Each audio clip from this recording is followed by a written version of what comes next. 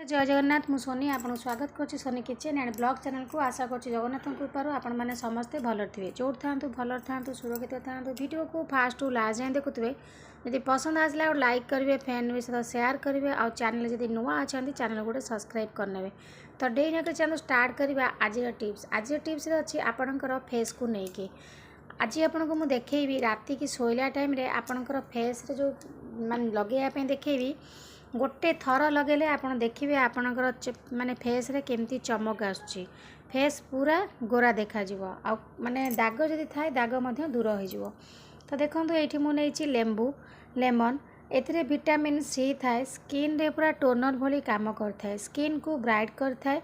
लेंबू रस स्किन रे पूरा जो ऑयली थाए एक्सेस ऑयल जो स्किन रे थाए ताकू बाहर करथाए। आक्ने मध्य आपणकर फेस रु दूर करिवो।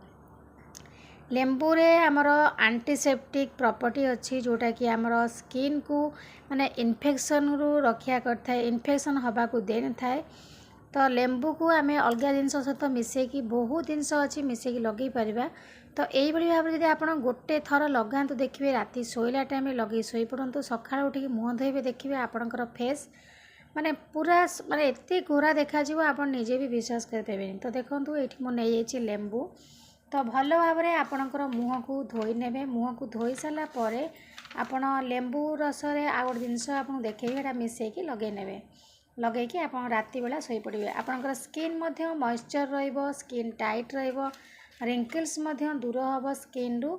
तो देखो आप नड़िया तेल नहीं जाए नड़ुआ तेल कौन कर ना आपणकर फेस को पूरा मॉइस्चर रखिबो स्किन जदि जाक जाक होता है ताकू दूर कर स्किन को टाइट कर नड़िया तेल आपणकर स्किन पाई बहुत बढ़िया। आपड़ प्रतिदिन नड़िया तेल लगे पारे आपणकर स्किन रे नड़िया तेल रे आमे लेंबू रस मिसई नवा या आपणकर स्किन को पूरा पिगमेंटेशन दूर कर स्किन को माने गोरा आउ सॉफ्ट रखिबो।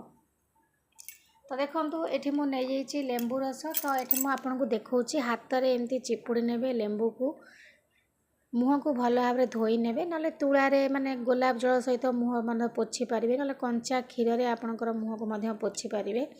तो आपणकर फेस को जी दरकार अच्छे आपड़ी ने सांगे सांगे नहीं आप लगे पारे। तो 4 ରୁ 5 बुंदा नहीं गली मु लेंबू रस आउ 4-5 बुंदा नड़िया तेल आपन घरे प्रस्तुत करथुआ रंधा नड़िया तेल नहीं पारे बहुत बढ़िया। तो दुटाक जिनस को ये आप भल भाव में मिसई नियंतु मिसई सारा पर आप राति जो शोवा को जाऊँगी शोवा टाइम रे आपणकर मुहर आपको लगे शोई पड़तु देखिए आपणकर फेस केते सुंदर भाव में ग्लो करिवो। तो एमती भल भाव में आपको मिसई ने तेल आउ लेंबूर रस मिसई सारा पर यही भाव में आपणकर फेस रे लगे मसाज कर दिंतु मसाज कर शोई पड़तु आ सका देखिए स्किन रो ग्लो देखो सांगे सांगे लगेले केते सुंदर भाव में देखा जाउची माने चकाचक देखा जाउची। तो आशा करछि आज ये सुंदर वीडियोटी आपको पसंद आसथिबो यदि पसंद आसथिबो लाइक करेंगे फ्रेंड सहित शेयर करेंगे आ चैनल जदि नुआ अच्छा चैनल गोटे सब्सक्राइब करने। तो आज मु विदाय नौ पुणी देखा आपन सहित नेक्स्ट वीडियो रे से पर्यंत रोची नमस्कार जय जगन्नाथ।